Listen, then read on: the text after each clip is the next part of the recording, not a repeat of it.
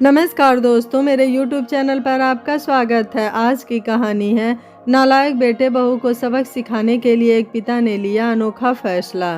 बेटा रवि, कल मैं बैंक की तरफ गया था तो सोचा कुछ पैसे निकाल लेता हूँ। आए दिन तुम्हारी माँ की दवाई लानी होती है। बड़ा आश्चर्य हुआ जब मैंने अकाउंट चेक किया है तो उसमें बस कुछ ही 1000 रुपये ही थे। तुम एक बार बैंक वाले से बात करना, कुछ तो गड़बड़ी है। हर महीने पेंशन के पैसे आते हैं, मेरे फिक्स किए हुए पैसे का इंटरेस्ट भी उसमें आता है, फिर इतने कम पैसे उसमें कैसे हो सकते हैं। तुम्हारे कहने पर मैंने अपने साथ तुम्हारा नाम भी जोड़ दिया था। हम दोनों के अलावा तो कोई और पैसे निकाल ही नहीं सकता, फिर ये गड़बड़ी कैसे हो सकती है। एक बार तुम बैंक वालों से मिलकर आना, क्योंकि अब इन बूढ़ी हड्डियों में अब इतनी ताकत नहीं है कि बार बार बैंक के चक्कर लगा सके। राम सेवक जी अपने बेटे रवि से कहते हैं। एक पल को रवि सहम गया, फिर खुद को संभालते हुए बोला, पापा आप क्या कहना चाहते हैं? आपने ज्वाइंट अकाउंट मेरे साथ कराकर कोई गलती कर दी क्या? क्या लगता है आपको? क्या मैं आपके पैसे निकाल रहा हूँ और आपको ऐसे भी पैसों की ज़रूरत क्या है? माँ की दवाई तो एक बहाना है। ज़्यादा पैसे आपके पास रहेंगे तो हो ना हो आप अपने दोस्तों को बांटते फिरेंगे, क्योंकि एक उम्र हो जाने के बाद बुढ़ापे में पैसे का महत्व रखना लोग भूल जाते हैं। अभी मुझे देर हो रही है, बाद में आकर आपकी बातें सुनता हूँ। इतना कहकर रवि वहाँ से चला गया। राम सेवक जी की पत्नी बीना जी बोली, क्या बात है, ये सुबह सुबह रवि पर आप क्यों बरस रहे हैं? वो बोले, बीना तुम बिस्तर से क्यों उठी? कल रात भी तुम्हें बुखार था। तुम आराम करो, मौसम बदल रहा है तो कभी कभी बच्चों के मिजाज भी बदल जाते हैं। बीना जी बोली, आप तो ऐसे कह रहे हैं जैसे मैं नई नई माँ बनी हूँ। हमने भी जीवन के उतार चढ़ाव देखे हैं, पर कभी भी अपनी परेशानियों की तपन अपने बच्चों पर नहीं आने दी। फिर ये बच्चे माँ बाप का किया हुआ क्यों भूल जाते हैं? राम सेवक जी बोले, बीना पहले और अब में बहुत फर्क है। पहले ज़माने में माँ बाप के संघर्षों को हम देखते थे और उनसे सीख लेते थे। आजकल बच्चे सोचते हैं कि माँ बाप ने अगर फ़र्ज निभाया तो कौन सा बड़ा काम किया। छोड़ो इन बातों को, सोचकर हम कितना दुखी होंगे। शायद हमारे नसीब में ये सब सुनना और देखना भी अभी बाकी था। तभी उधर से उनकी बहू रेखा आई और बोली, पापा जी आजकल के बुजुर्गों की यही प्रॉब्लम है, जितना बच्चे करते हैं उतना ही उन्हें सताते हैं। सोचिए, अगर आपके बेटे ने पैसे निकाल भी लिए तो क्या ज़रूरी था आपको सवाल करना? क्या वो अपने पैसे आप पर खर्च नहीं करते? अगर इतनी ही तकलीफ़ है तो अपने पैसे लेकर कहीं और क्यों नहीं अपना आशियाना बना लेते हैं? एक तो आप लोगों की वजह से हमारा घर घर नहीं धर्मशाला लगता है। चारों तरफ से दवाइयों की बदबू आती है। एहसान मानने की जगह अपने बेटे की चुगली कर रहे हैं। बीना जी कांपती हुई आवाज़ में बोली, बहू तुम तो ऐसे कह रही हो जैसे रवि को पाल पोस कर और इस काबिल हमने नहीं तुमने बनाया है। हम उसके माँ बाप हैं, उस पर हमारा इतना भी अधिकार नहीं है कि हम उसे कुछ कह सकें। खून पसीने से हमने ये परिवार बसाया और तुमने एक पल में हमें पराया कर दिया। जब हम जीवन के आखिरी पड़ाव पर पहुँचे हैं तब तुम कहती हो हम अपना अलग आशियाना बना लें। सुन रहे हैं आप? अब यही सब सुनना बाकी था। दोनों दुखी मन से अपने कमरे में चले गए। बीना जी की तबीयत ठीक नहीं रहती थी। घुटने के दर्द से वो हमेशा परेशान रहती थी, इसी कारण ज़्यादातर वो घर में ही रहती थी। रवि को कई बार कहा, पर वो कहता बूढ़ी हड्डी है, दवाई काम नहीं करेगी तो घरेलू उपचार से ही काम चलाओ। राम सेवक जी कभी कभार अपने हम उम्र लोगों से भी मिलते थे। जब सबकी व्यथा वो सुनते थे तो उन्हें लगता था कि उनका दर्द थोड़ा कम है और घर आकर पत्नी को समझाते थे। एक रात राम सेवक जी बीना जी के लिए कुछ दवाई लेकर आ रहे थे तो उन्होंने देखा सड़क के किनारे बेंच पर कोई वृद्ध व्यक्ति बैठा था और रो रहा था। राम सेवक जी पास जाकर देखे तो उन्हें बड़ा आश्चर्य हुआ। अरे ये तो कैलाश बाबू थे जो बगल वाली सोसाइटी में रहते थे।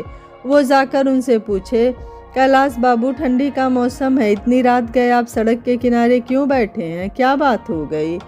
कैलाश बाबू बच्चों की तरह फूट फूट कर रोने लगे और बोले, अभी 4 महीने पहले रिटायर होने के बाद पैसा संपत्ति बेटे के नाम कर दिया। 4 महीने नहीं हुए, आज उसने हाथ पकड़कर घर से बाहर निकाल दिया और बोला, अपने रहने और खाने का इंतज़ाम खुद कर लो, क्योंकि मैं उसके लिए बोझ बन गया हूँ। अब बताइए मैं कहाँ जाऊँ? राम सेवक बाबू बोले, चलिए मैं आपके बेटे से बात करता हूँ।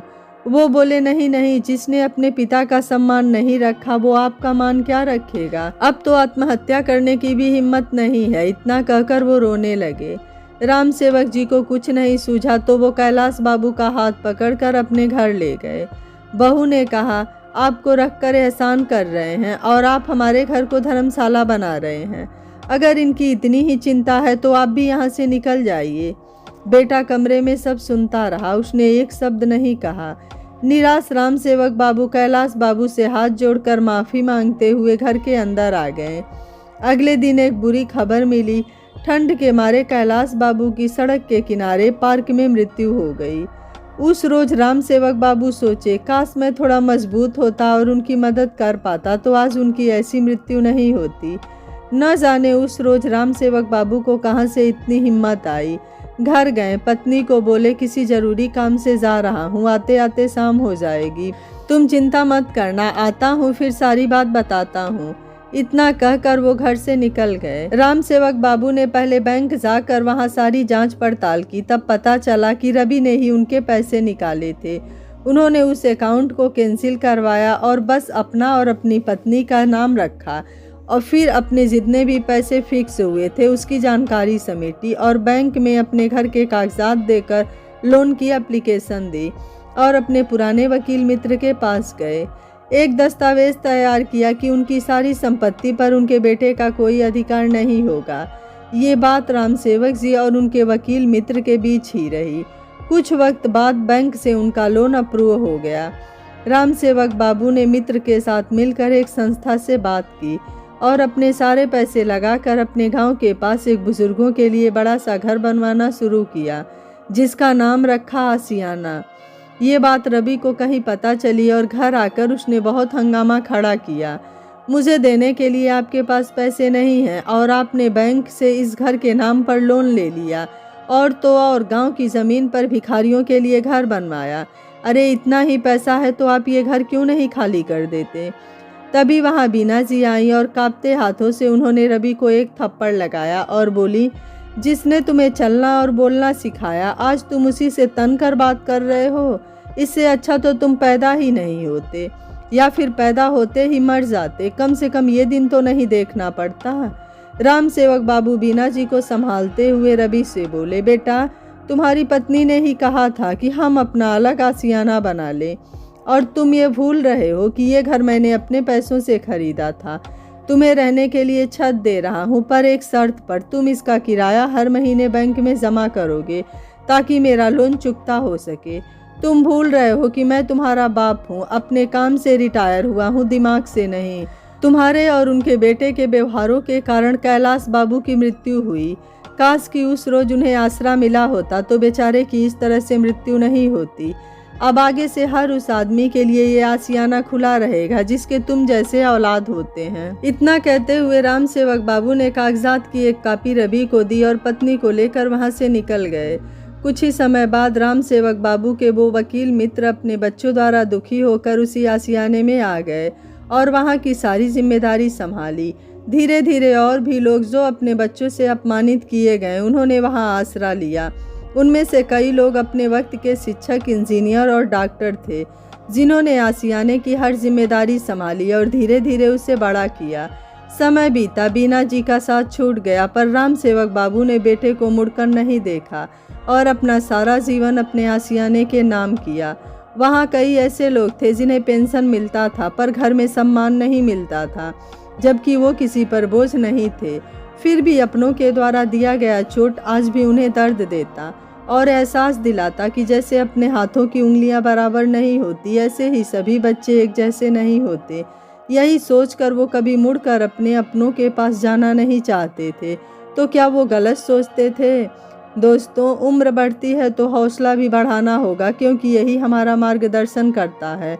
माता पिता परिस्थितियों से गुजरकर अपनी हिम्मत बनाए रखते थे और अपने बच्चों के लिए एक घर तैयार करते हैं। एक समय आता है जब उसी घर में माँ बाप के लिए जगह नहीं बचती। हर माँ बाप को एक समय के बाद अपनी हिम्मत और हौसला बनाए रखने की ज़रूरत है, क्योंकि आज के समय में कब वक्त और रिश्ते रंग बदलते हैं ये कोई नहीं जानता। तो उसके लिए आप पहले से ही तैयार रहें। यह कहानी आपको कैसी लगी? राम सेवक जी का फैसला आपको कैसा लगा? आप मुझे अपनी राय कमेंट बॉक्स में ज़रूर दीजिएगा। वीडियो पसंद आया है तो वीडियो को लाइक, शेयर एंड चैनल को सब्सक्राइब कर लीजिएगा। Thank you for watching. मिलते हैं अगली कहानी में।